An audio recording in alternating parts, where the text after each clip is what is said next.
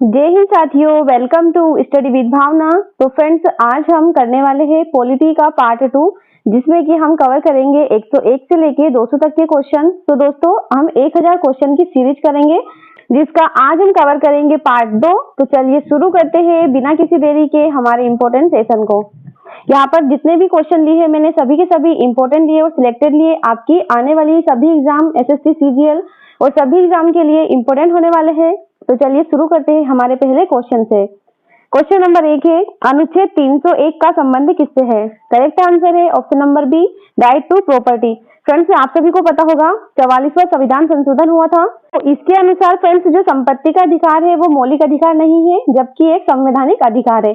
तो 301 के तहत ये जो अनुच्छेद है उससे संबंधित ये प्रावधान किया गया। चलिए नेक्स्ट क्वेश्चन है, मनी बिल को कौन प्रमाणित करता है? फ्रेंड्स, जो मनी बिल है यानी कि जो धन विधेयक, उसको कौन लोकसभा के अध्यक्ष प्रमाणित करेंगे, ठीक है। और जो मनी बिल है वो है संविधान के अनुच्छेद नंबर 110 में, ठीक है, इसे याद रखेंगे। नेक्स्ट है, निम्न कथनों पर विचार करें। राज्यसभा धन विधेयक को अस्वीकार कर सकती है। सेकंड स्टेटमेंट है वहाँ केवल सुझाव दे सकती है। तो करेक्ट क्या हो जाएगा? ऑप्शन नंबर बी, केवल 2 यहाँ पर सही हो जाएगा, क्योंकि जो राज्यसभा है वो धन विधेयक को अस्वीकार नहीं कर सकती है, ठीक है, और ना ही इसे संशोधन कर सकती है, यहाँ केवल सुझाव दे सकती है। तो स्टेटमेंट नंबर 2 इसका करेक्ट आंसर हो जाएगा, ठीक है, ऑप्शन नंबर 2 यहाँ पर राइट आंसर है। नेक्स्ट है, अनुच्छेद 110 का संबंध किससे है? तो करेक्ट आंसर है मनी बिल से। तो अनुच्छेद 110 में दे रखा है मनी बिल, ठीक है। नेक्स्ट है, लोकसभा का कार्यकाल सामान्यतः कितना होता है? तो बहुत ही नॉर्मल क्वेश्चन है, सभी को पता होगा। इसका आंसर है ऑप्शन नंबर बी, यानी कि 5 साल, ठीक है। लेकिन फ्रेंड्स, जो राज्यसभा है याद रखेंगे, राज्यसभा के 1/3 सदस्य हर 2 साल में रिटायर होते हैं, ठीक है। नेक्स्ट क्वेश्चन है, राज्यसभा एक स्थायी सदन है क्योंकि, इसलिए है क्योंकि इसे भंग नहीं किया जा सकता, ठीक। नेक्स्ट प्रश्न है, अनुच्छेद 75 का संबंध किससे है? तो फ्रेंड्स, जो आर्टिकल 75 है उसका संबंध है प्राइम मिनिस्टर और काउंसिल ऑफ मिनिस्टर से। प्रधानमंत्री और मंत्रिपरिषद है आर्टिकल नंबर 75 में, ठीक है। नेक्स्ट है, कौन सा संशोधन मताधिकार की आयु 21 से 18 वर्ष करता है? तो इंपॉर्टेंट क्वेश्चन है फ्रेंड्स, इस पे स्टार मार्क कर लेंगे। करेक्ट आंसर है ऑप्शन नंबर सी, 61वां जो संविधान संशोधन हुआ था उसके तहत जो मताधिकार की आयु है वो 21 से घटाकर कितनी कर दी थी? 18, ठीक है। और ये कब हुआ था? 1988 में, तो इसे भी याद रखेंगे, 1988 में हुआ था, ओके। चलिए अगला क्वेश्चन है, अनुच्छेद 324 का संबंध किससे है? तो सभी को पता होगा, इलेक्शन कमीशन ऑफ इंडिया अनुच्छेद नंबर 324 में है, ओके। नेक्स्ट क्वेश्चन है, निम्न कथनों पर विचार करें। चुनाव आयोग एक बहुसदस्यीय संस्था है और दूसरा क्या है, इसमें केवल एक मुख्य चुनाव आयुक्त होता है। तो करेक्ट आंसर है केवल एक, ऑप्शन नंबर है यहाँ पर राइट आंसर हो जाएगा, क्योंकि फ्रेंड्स जो चुनाव आयुक्त है वो एक बहुसदस्यीय संस्था है, ये तो करेक्ट है, लेकिन इसमें केवल एक मुख्य चुनाव आयुक्त नहीं होता, क्योंकि इसमें जो चीफ इलेक्शन कमीशन है उसके अलावा अन्य चुनाव आयुक्त भी होते हैं, ठीक है, इसलिए ये एक मल्टी मेंबर बॉडी है, ओके। नेक्स्ट क्वेश्चन है, अनुच्छेद 32 का संबंध किससे है? करेक्ट आंसर है option number B, right to constitutional remedies, ठीक है। अनुच्छेद जो 32 है उसके अनुसार किसी व्यक्ति को सीधे सुप्रीम कोर्ट में जाकर अपने मौलिक अधिकारों की रक्षा के लिए वो अप्लाई कर सकता है, ठीक है। इसीलिए डॉक्टर भीमराव अंबेडकर ने इसे संविधान की आत्मा कहा है, ओके। नेक्स्ट क्वेश्चन है, हेबियस कार्पस रिट का उद्देश्य क्या है? तो राइट आंसर है अवैध हिरासत से मुक्ति, अर्थात अवैध रूप से बंदी बनाए गए व्यक्ति को न्यायालय के सामने प्रस्तुत करने के लिए ये हेबियस कार्पस रिट जारी की जाती है, ठीक है। नेक्स्ट क्वेश्चन है, निम्न कथनों पर विचार करें। मौलिक अधिकार न्यायालय द्वारा लागू कराए जा सकते हैं। राज्य के नीति तत्व, जो नीति निर्देशक तत्व है, न्यायालय द्वारा नहीं लागू किए जा सकते। तो इनमें से सही कथन कौन सा है? ऑप्शन नंबर सी हो जाएगा। यहाँ पर दोनों के दोनों स्टेटमेंट सही हो जाएंगे, ठीक है। नेक्स्ट है, अनुच्छेद 19 किन अधिकारों से संबंधित है? तो फ्रेंड्स सभी को पता होगा, स्वतंत्रता दे रखी है आर्टिकल नंबर 19 में, ऑप्शन नंबर 20 का करेक्ट आंसर है, ठीक है। नेक्स्ट है, अनुच्छेद 21 का संबंध किससे है? करेक्ट आंसर है जीवन और व्यक्तिगत स्वतंत्रता, ओके। नेक्स्ट है, न्यायिक पुनरावलोकन का अर्थ क्या है? तो इसका अर्थ है कानून की वैधता जांच करना। अगला क्वेश्चन है, मौलिक कर्तव्य किस भाग में है? तो फ्रेंड्स मौलिक कर्तव्य है भाग 4 के ए में, ठीक है, और आर्टिकल नंबर 51 ए में मौलिक कर्तव्य का वर्णन किया गया है, ठीक है, इसे याद रखेंगे। अगला है, अनुच्छेद 51 ए का संबंध किससे है? जैसे कि अभी बताया था, फंडामेंटल ड्यूटीज इसमें दे रखी है, ठीक है, मौलिक कर्तव्य अनुच्छेद नंबर 51 एक में वर्णित है। नेक्स्ट क्वेश्चन है, भारतीय संविधान में कितनी अनुसूचियां है? फ्रेंड्स जो भारत का संविधान है उसके अनुसार 12 अनुसूचियां है और 22 भाग है, ठीक है, 22 कितने भाग है और 12 यहाँ पर अनुसूचियां दे रखी है। नेक्स्ट क्वेश्चन है 7वीं अनुसूची किससे संबंधित है? तो 7वीं अनुसूची यूनियन स्टेट पावर से संबंधित है। ठीक है। नेक्स्ट क्वेश्चन है केशवन एंड भारती केस 1973 किस सिद्धांत से संबंधित है? राइट आंसर है इसका बेसिक स्ट्रक्चर डॉक्ट्रिन से। फ्रेंड्स, इस केस में सुप्रीम कोर्ट ने बेसिक स्ट्रक्चर डॉक्ट्राइन दिया था, जिसके अनुसार संसद संविधान की मूल संरचना को नहीं बदल सकती है। ठीक है। अगला है मिनर्वा मिल्स केस 1980 किससे संबंधित है? तो इसका करेक्ट आंसर क्या है दोस्तों? Option number a balance between FR and DPSP. ठीक है। फंडामेंटल राइट और जो डीपीएसपी है नीति निर्देश तत्व, उनके बीच में बैलेंस निर्धारित करना। ठीक है। नेक्स्ट है निम्न कथनों पर विचार करें। संसद संविधान में संशोधन कर सकती है, वह मूल संरचना को बदल सकती है। तो राइट आंसर केवल एक है, क्योंकि मूल संरचना को ये कोई भी नहीं बदल सकता, लेकिन संसद संविधान में संशोधन कर सकती है। ठीक है। नेक्स्ट है गोलकनाथ केस 1967 का मुख्य निष्कर्ष क्या था? तो इसका आंसर है पार्लियामेंट कांट अमेंड एफआर। ठीक है। ऑप्शन नंबर बी यहाँ पर राइट आंसर हो जाएगा। बढ़ते हैं अगले क्वेश्चन की ओर। कुछ 368 का संबंध किससे है? करेक्ट आंसर है संविधान में संशोधन करना। ठीक है। संविधान का संशोधन दे रखा है आर्टिकल 368 में। ठीक है। नेक्स्ट क्वेश्चन है संविधान का संरक्षक किसे कहा गया? तो जो सुप्रीम कोर्ट है दोस्तों, वो संविधान का संरक्षक है। ओके। नेक्स्ट है अनुच्छेद 13 का संबंध किससे है? राइट आंसर है इसका लॉ इनकॉन्सिस्टेंट विद एफआर। ठीक है। नेक्स्ट क्वेश्चन है न्यायिक सक्रियता का अर्थ क्या है? फ्रेंड्स, इसका करेक्ट आंसर है एक्टिव रोल इन गवर्नेंस, यानी कि जो न्यायपालिका है उसका सक्रिय होकर जनता के अधिकारों की रक्षा करना। ऑप्शन नंबर बी इसका राइट आंसर हो जाएगा। नेक्स्ट क्वेश्चन है लोकहित याचिका यानी कि जो पिल है, इसका उद्देश्य क्या है? पब्लिक इंटरेस्ट लिटिगेशन का। तो करेक्ट आंसर क्या है इसका? Option number B public welfare. इसके माध्यम से दोस्तों कोई भी व्यक्ति जनहित में कोर्ट याचिका दायर कर सकता है। ठीक है। कोर्ट जा सकता है। नेक्स्ट है निम्न कथनों पर विचार करें। पिल कोई भी व्यक्ति दाखिल कर सकता है, इससे सीधे प्रभावित होना जरूरी है। तो राइट आंसर है केवल एक, क्योंकि इससे सीधे प्रभावित होना जरूरी ऐसा नहीं है। ठीक है। और इसे कोई भी व्यक्ति जाकर कोर्ट में दाखिला कर सकता है, तो ये इसका करेक्ट आंसर हो जाएगा। ऑप्शन नंबर है यहाँ पर राइट आंसर है। बढ़ते हैं अगले क्वेश्चन की ओर। राष्ट्रपति के चुनाव में किस प्रकार का मतदान होता है? तो फ्रेंड्स, जो राष्ट्रपति का चुनाव होता है वो आनुपातिक प्रतिनिधित्व से होता है। ठीक है। ऑप्शन नंबर बी इसका राइट आंसर है। नेक्स्ट है राष्ट्रपति के निर्वाचक मंडल में कौन शामिल नहीं होता? राइट आंसर है राज्य विधान परिषद के सदस्य, ये शामिल नहीं होंगे, क्योंकि इसमें कौन कौन शामिल होंगे? राज्यसभा के निर्वाचित सदस्य, लोकसभा के निर्वाचित सदस्य और राज्य विधानसभा के निर्वाचित सदस्य। ठीक है।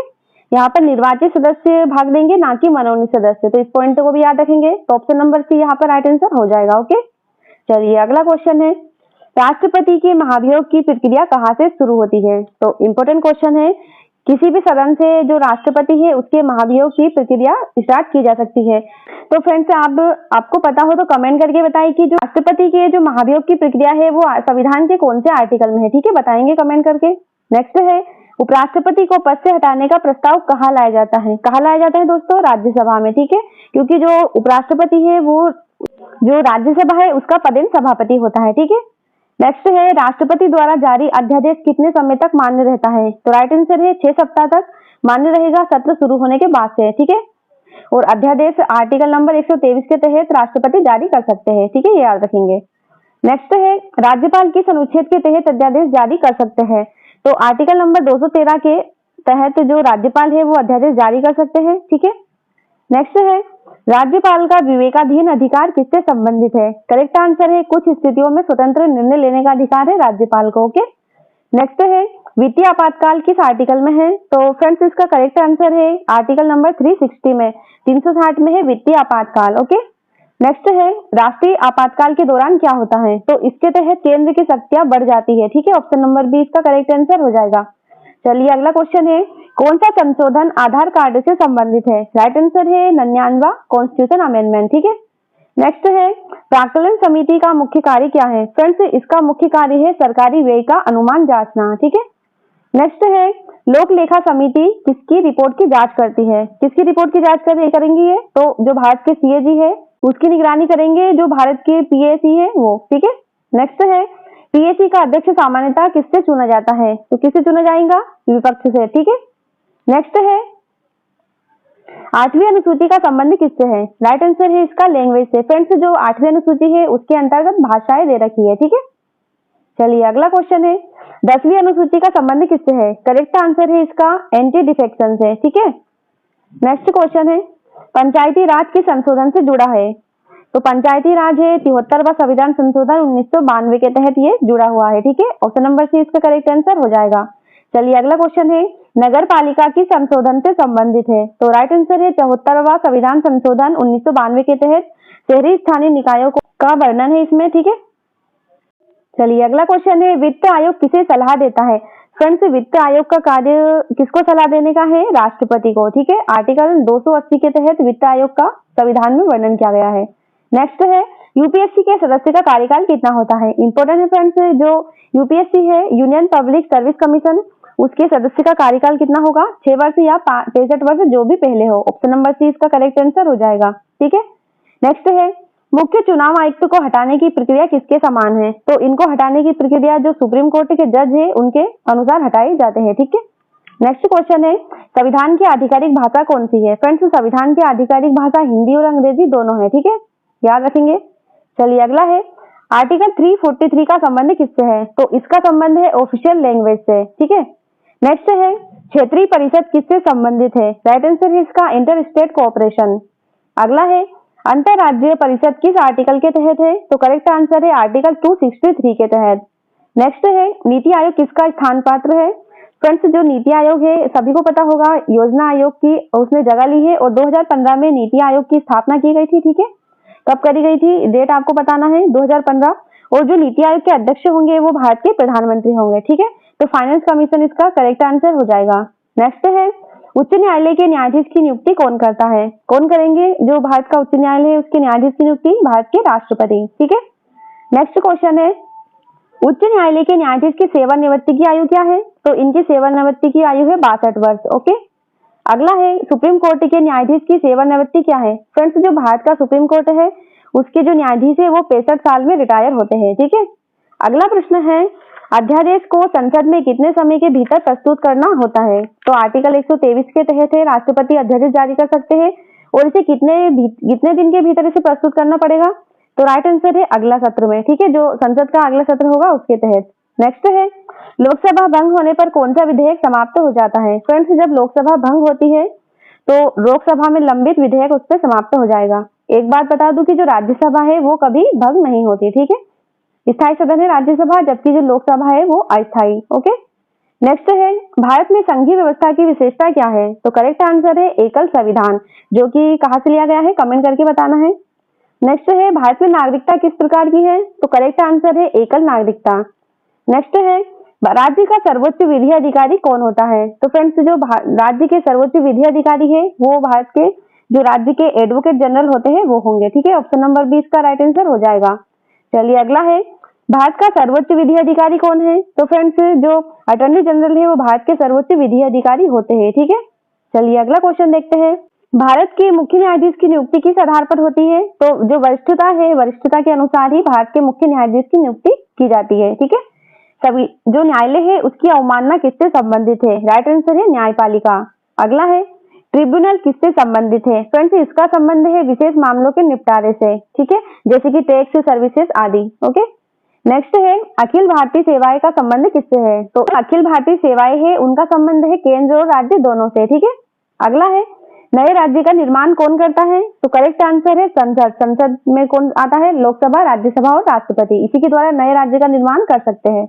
अगला है राज्य की सीमाओं में परिवर्तन कौन करता है? फ्रेंड्स, किसे अधिकार है कि जो राज्य की सीमाओं में परिवर्तन कर सके? तो अधिकार ये संसद के पास है। ठीक है, नेक्स्ट है शून्यकाल यानी कि जो 0 आर है वो क्या है? तो राइट आंसर है इसका प्रश्नकाल के बाद का अनौपचारिक समय। फ्रेंड्स, इसका वर्णन संविधान में नहीं दिया गया है। ये प्रश्नकाल के बाद होने वाला एक अनौपचारिक समय होता है जिसे कि शून्यकाल कहा जाता है। ठीक है, नेक्स्ट क्वेश्चन है संसद में प्रश्नकाल कब होता है? तो राइट आंसर है इसका दिन का जो पहला घंटा है वो संसद में प्रश्नकाल होता है। ठीक है, अगला है संसद की कार्यवाही के लिए कोरम कितना होता है? इंपोर्टेंट क्वेश्चन है, कितना कोरम होता है? 1/10। ठीक है, 1/10वां भाग। ठीक है, कोरम होता है। अगला है स्थगन प्रस्ताव किससे संबंधित है? तो इसका संबंध किससे है? तात्कालिक सार्वजनिक महत्व से। नेक्स्ट है अविश्वास प्रस्ताव किसके खिलाफ लाया जाता है? तो करेक्ट आंसर है प्रधानमंत्री और मंत्रिपरिषद के खिलाफ। ठीक है, नेक्स्ट है कट मोशन का उद्देश्य क्या है? तो इसका उद्देश्य है बजट में कटौती प्रस्तावित करना। ठीक है, नेक्स्ट है विशेषाधिकार प्रस्ताव कब लाया जाता है? तो फ्रेंड्स जो विशेषाधिकार प्रस्ताव है वो सदस्य के अधिकार का उल्लंघन होने पर लाया जा सकता है। ठीक है, नेक्स्ट है संयुक्त अधिवेशन की अध्यक्षता कौन करता है? करेक्ट आंसर है इसका लोकसभा के अध्यक्ष। फ्रेंड्स आर्टिकल नंबर 108 के तहत जो संयुक्त अधिवेशन है वो दे रखा है इसमें, और इसकी अध्यक्षता करेंगे लोकसभा अध्यक्ष, और इसको बुलाता कौन है? भारत के राष्ट्रपति। ठीक है, नेक्स्ट है राज्यसभा धन विधेयक को कितने दिनों तक रोकती है? तो करेक्ट आंसर है 14 दिनों तक। 14 दिनों तक राज्यसभा धन विधेयक को रोक सकती है। ओके, नेक्स्ट है प्राइवेट मेंबर बिल कौन प्रस्तुत करता है? तो करेक्ट आंसर है गैर मंत्री सदस्य। अगला है यदि अध्यादेश संसद द्वारा अस्वीकृत हो तो क्या होगा? फ्रेंड्स अगर जो संसद है वो अध्यादेश को अस्वीकृत कर दे तो ये समाप्त हो जाएगा। ठीक है, ऑप्शन नंबर बी इसका करेक्ट आंसर हो जाएगा। नेक्स्ट क्वेश्चन है कौन सा विधेयक केवल लोकसभा में ही प्रस्तुत हो सकता है? तो सभी को पता होगा धन विधेयक को केवल लोकसभा में ही प्रस्तुत किया जा सकता है। ठीक है, नेक्स्ट है लोकसभा अध्यक्ष को हटाने का प्रस्ताव कौन लाता है? तो इसे हटाने का प्रस्ताव संसद के सदस्य के द्वारा लाया जाता है। ठीक है, नेक्स्ट है संसद के दोनों सत्रों के बीच अधिकतम कितना अंतर हो सकता है? फ्रेंड्स संसद के दोनों सदन होंगे तो जो संसद के सत्र होते हैं उनके बीच में कितना गैप होगा? कम से कम 6 महीने। ठीक है, नेक्स्ट है राष्ट्रपति संसद को कब संबोधित करता है? कब करेंगे? वर्ष के पहले सत्र में। ओके, ऑप्शन नंबर 20 का करेक्ट आंसर हो जाएगा। अगला है कौन सा संशोधन जीएसटी से संबंधित है? जीएसटी से संबंधित कौन सा है? राइट आंसर है 101वां संविधान संशोधन। ठीक है, नेक्स्ट है जीएसटी परिषद का अध्यक्ष कौन होगा? करेक्ट आंसर है वित्त मंत्री। ओके, और भारत के वित्त मंत्री कौन है वर्तमान में? एस जयशंकर। अगला है अनुच्छेद 370 का संबंध किससे है? करेक्ट आंसर है जम्मू कश्मीर से। इसके तहत इसे विशेष राज्य का दर्जा प्राप्त था लेकिन वर्तमान में ये अमान्य है। ठीक है, नेक्स्ट है सुप्रीम कोर्ट का मूल क्षेत्राधिकार किससे संबंधित है? तो इसका संबंध है राज्य बनाम राज्य से। ओके, नेक्स्ट है उच्च न्यायालय किस आर्टिकल के तहत रिट जारी कर सकते हैं? तो करेक्ट आंसर है आर्टिकल 226 के तहत उच्च न्यायालय रिट जारी कर सकते हैं। नेक्स्ट है विशेष अनुमति याचिका यानी कि जो एसएलपी है किस अनुच्छेद में है? तो फ्रेंड्स इसका संबंध है आर्टिकल 136 में। ठीक है, ऑप्शन नंबर 20 का करेक्ट आंसर हो जाएगा। चलिए अगला है वित्त विधेयक किससे अलग है? फ्रेंड्स जो फाइनेंस बिल है वो किससे अलग है? धन विधेयक से। ठीक है, जो यानी कि जो हर धन विधेयक है वो वित्त विधेयक हो सकता है लेकिन जो हर वित्त विधेयक है वो धन विधेयक नहीं हो सकता। ठीक है, नेक्स्ट है परिसीमन आयोग का कार्य क्या है? फ्रेंड्स जो परिसीमन आयोग है भारत का उसका कार्य है क्षेत्र निर्धारण करना। ओके, नेक्स्ट है दल बदल के मामलों में कौन निर्णय करेंगे? तो इसके मामले में जो स्पीकर है अध्यक्ष वो उसका निर्णय करते हैं। ठीक है, नेक्स्ट है अटॉर्नी जनरल को क्या अधिकार है? तो फ्रेंड्स जो भारत के अटॉर्नी जनरल है उनको संसद में बोलने का अधिकार है। ठीक है, नेक्स्ट है भारत के जो सीएजी है उनकी नियुक्ति कौन करेंगे? तो फ्रेंड्स राष्ट्रपति के द्वारा सीएजी की नियुक्ति की जाती है। अगला है सीएजी को हटाने की प्रक्रिया किसके समान है? किसके समान है? जो सुप्रीम कोर्ट के जज होंगे उनके समान इनकी प्रक्रिया है हटाने की। ठीक है, अगला क्वेश्चन है केंद्र शासित प्रदेश का प्रशासन कौन करता है? तो करेक्ट आंसर है भारत के राष्ट्रपति। नेक्स्ट है सहकारी संघवाद का क्या अर्थ है? करेक्ट आंसर है केंद्र राज्य सहयोग। और फ्रेंड्स क्वेश्चन नंबर जो 200 है वो है शेडो कैबिनेट किससे संबंधित है? तो इसका संबंध किससे? ब्रिटेन से। तो फ्रेंड्स अभी हमने 100 क्वेश्चन किए हैं और आज हमने पार्ट 2 किया है जिसमें कि 200 क्वेश्चन कंप्लीट हो चुके हैं अभी तक। फ्रेंड्स अगर आपको ये जो सीरीज है 1000 क्वेश्चन की अगर पसंद आई हो तो ज्यादा से ज्यादा इस वीडियो को शेयर करें और चैनल को सब्सक्राइब करना ना भूलें। मिलते हैं नेक्स्ट वीडियो में।